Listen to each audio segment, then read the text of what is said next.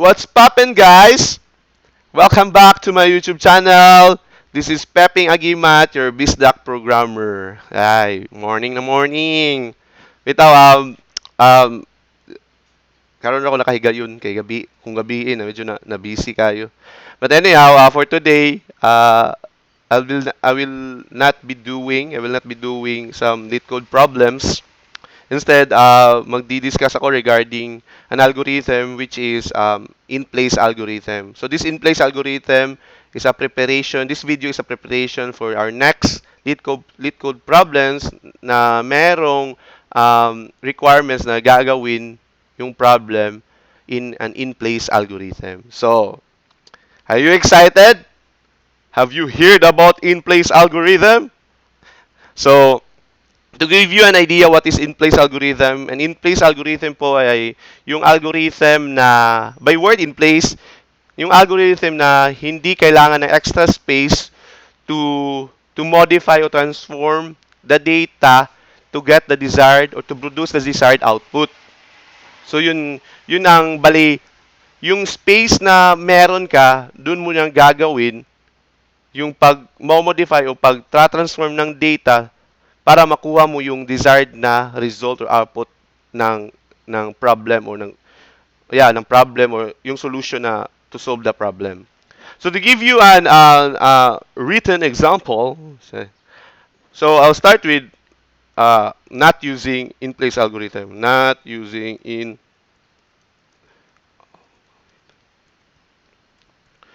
an example for this is so we'll be doing a reverse array.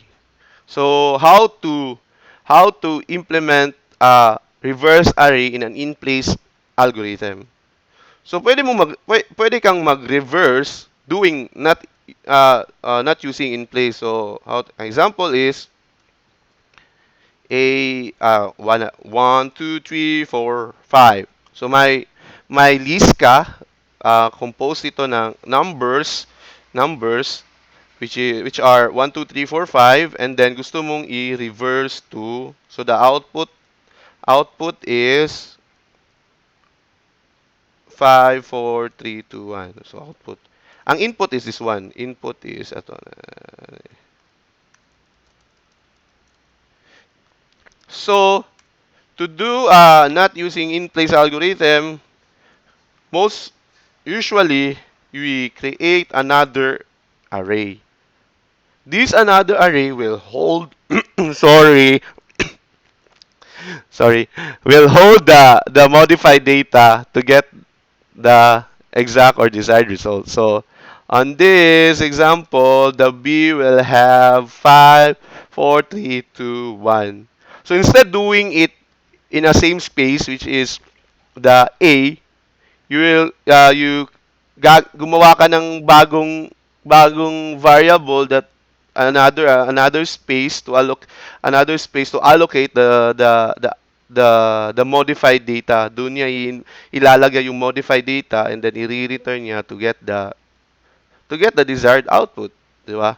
So for sige, medyo uzi ako, ilagay natin sa taas. So using the in-place algorithm, for sure may idea na kayo. Alam ko naman matatalino kayo. Mga mga bright ang mga Pinoy. Samot ng mga Bisaya. Bisaya, pabor. So, same variable that has 1, 2, 3, same input. So, to implement an in-place algorithm, tagsa-tagsa na to, yun sa pag-output. So, the process is, walang another space or another variable that hold an empty array para dun ilagay. But instead, we will be modifying only in the same space or same variable that hold the input.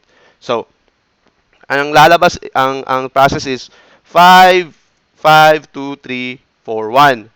Then, 5, 4, 3, 2, 1. So, that's how using That's how the in-place algorithm works. That's the process. So this output is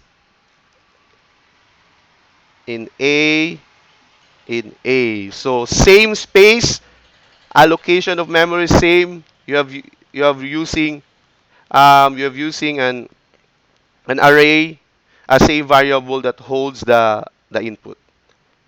To put it in a code, to write, let's write a reverse array code using my favorite language and my one and only love Ruby joke. Okay, reverse array nums nums. So let's have this head to hold the first the index of the sa front na index. Head will be 0 and then tail so to hold the yung sa dulo na index. You'll see, makikita mo ngayon kung paano ko gagawin. Length minus 1. So I length minus 1 is because yung yung length is always plus 1. It counted by 1, 2, 3, 4, 5. But the array the array index starts with 0. So 0, 1, 2, 3, 4, 5. So may plus 1 always. So kaya kukunin natin yung exact na how arrays na counting ng arrays by index. So nums that length minus 1. So let's have a while loop. Check natin. Head is less than tail. Tapos we'll create a swap function. Ipapasa natin yung nums, the list of numbers, and then ang head, tapos ang tail. And then, let's increment the head, plus 1, and tail minus 1. Then, we'll create a depth swap function, then head, tail. I know, basic lang to sa inyo. For sure, may na-solve na kayo na ganito na way. Sigurado ako. Kung nasa university ka, nag-aaral ka, for sure may ginawa ka ng same na implementation na ganito. But maybe hindi mo alam na it's an in-place algorithm. 'Di ba? So new learnings. Sige. Let's have a temporary variable to hold the value of this head, the index. Then let's change the value of this head to the value of num's tail. Okay. And then num's tail, let's change the value of num's tail to the value of this temporary value na galing sa head before siya na update. And then let's call let's call the reverse array and then plus 1, 2, 3, 4, 5. And then let's run it. Nyek. Here. Error. Sumobra. Oopsie. Okay. No return. How come?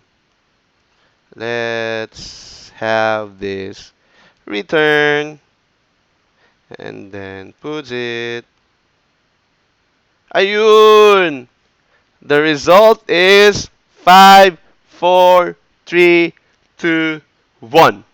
So, let's have an input. So, hinihintay natin para makita talaga. Nums. Then, let's have this output. Ito na lang para puts output.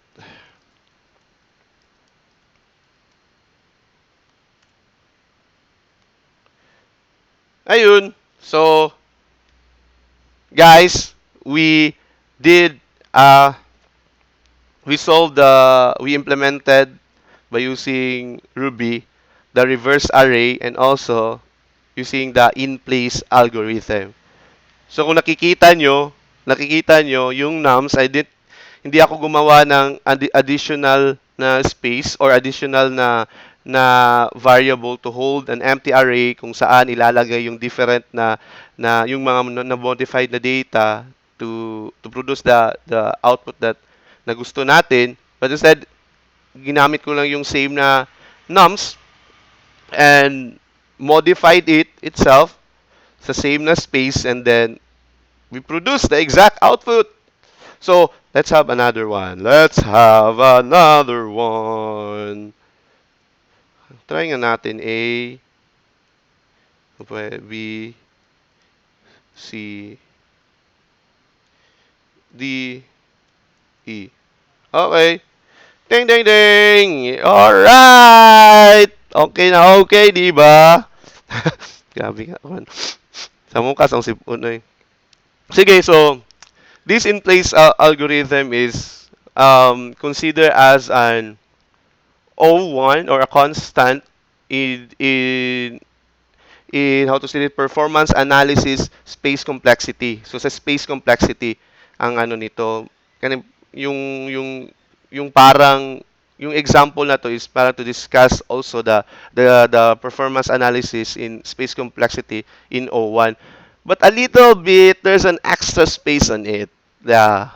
There's an extra space on it. But considering na hindi naman talaga they usually discuss about this as an O1 constant as in space complexity.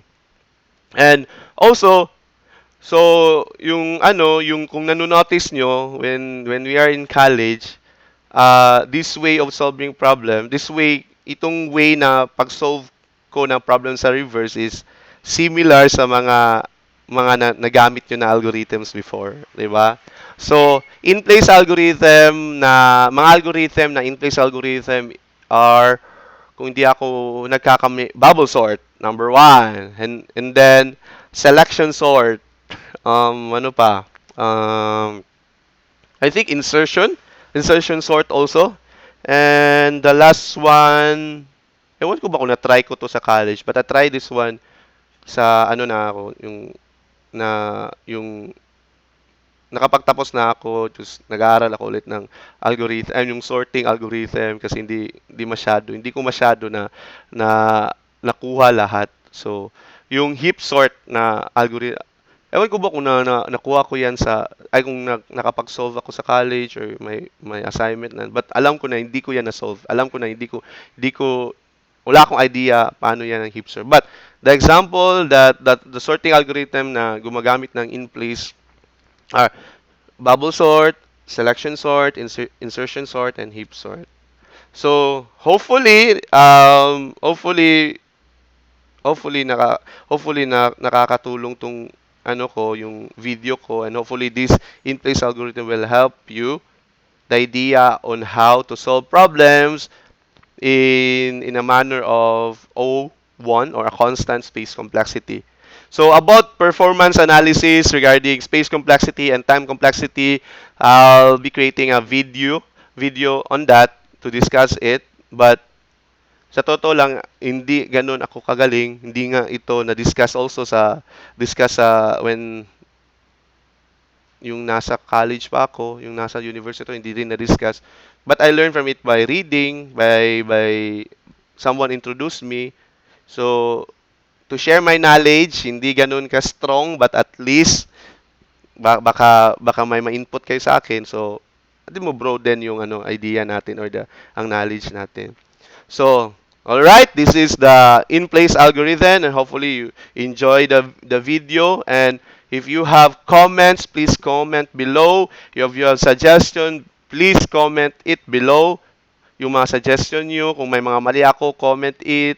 Okay, I'm willing to be rebuked, lol. To be corrected. Actually, mas prefer ko yung someone na magche-check yung sa gawa ko. Kung may mali, good, at least may additional knowledge ako, and then mako-correct yung mali para maitama naman. So, this is your BizDoc programmer Pepeng Agiman. Don't forget to like and subscribe my YouTube channel. Thank you so much. Bye-bye.